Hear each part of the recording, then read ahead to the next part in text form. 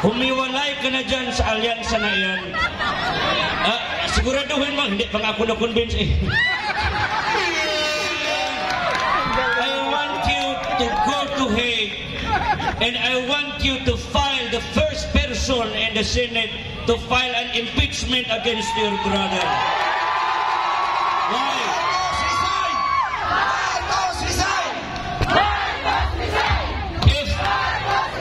Kamahimik ka kayong ingay-ingay ninyo. Nagsasalita si tatay dito eh. Birthday ko ngayon. Ako ang ano ngayon. Alam mo, kung ikaw ay nag-worry dyan sa 12 na kasama mo, tandaan mo dahil pag last hour, hindi yan buboto sa iyo. Kompetisyon mo yan. Kaming mga Pilipino ang maglagay sa iyo. Kaya hindi pa ko convinced not unless you file an impeachment complaint against the President of the Republic of America. That's how simple it is. You cannot, hindi, huwag niyo na kaming lukuhin. Hindi na kami mga bobo, marunong na ako mag-English eh. Hindi ako nakapag-aral doon sa Harvard, nang wala kaming pera, 75 lang grado ko. Wala din naman ako ng ano. Kaya sabi ko, kayo mga taga Manila, naglakad-lakad ako doon. Sabi ko, medyo tahimik na mga, alam mo niya mga pulis, mag-rally kami dito. Kaya wala lang mga loko-loko.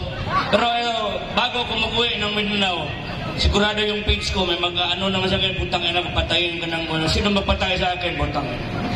Dito mga pulis kasama namin. Sir,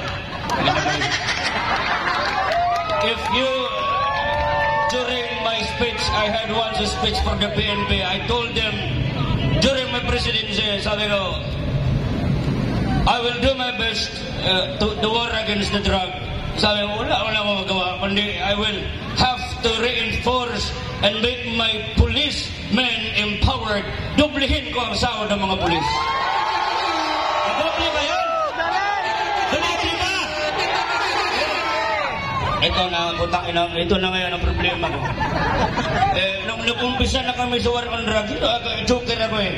Pag nagsabi akong patayan, hindi man ako nagpatay. Nakita niyo ako nagpatay ako. You know, some people, they do interpret my words under very demeaning, very low kind of thinking. You do not know me by Adam. Fuck you.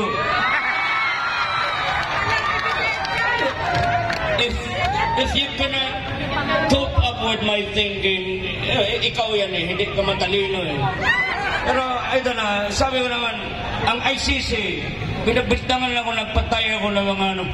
Inulog ako sa helicopter, wala makakita noon, wala witness.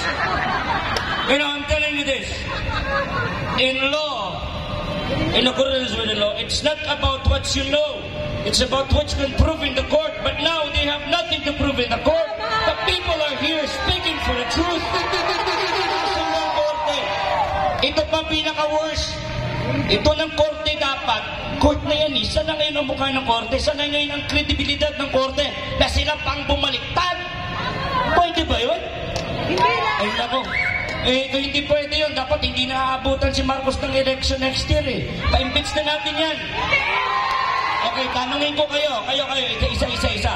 Isang case lang ipapile natin. Republic of the Philippines versus one person.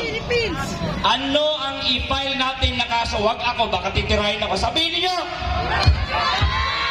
Ano? Hindi.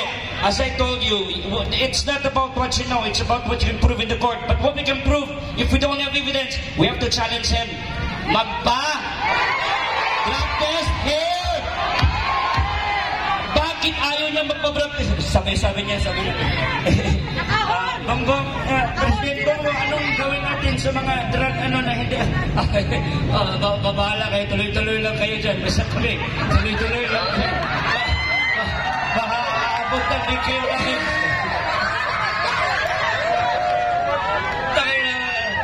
You know, President Marcos, what can you say about the interview nila? Ang tawag interview nila yun. Sabi nila, the narrative of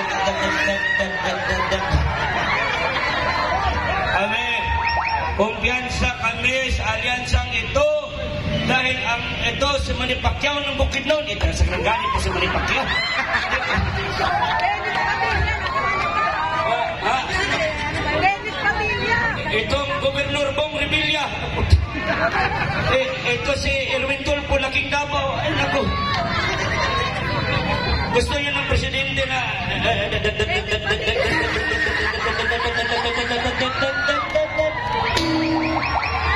Kantahan ko na lang kaya kayo muna. Okay, okay lang. Inom muna ng tubig. Tubig muna. Tubig muna. Marami ba tayong speakers, ha? After nito, speakers na naman. Tapos ako na naman. Tapos kinabukasan, ako na lang walang boses. Kayo, okay pa? Malayo pang lilipad. Lumipad pa ako, ha? Wala akong sponsorship. Hindi ako bayan. Pero may ticket na ako. Kami namin na din. Kaya thank you, Tijay, for inviting me here. Thank you very much. Alright, here's another one. Nayabag ang gitara ko. Marang si Bongbong Marcos po. Hindi.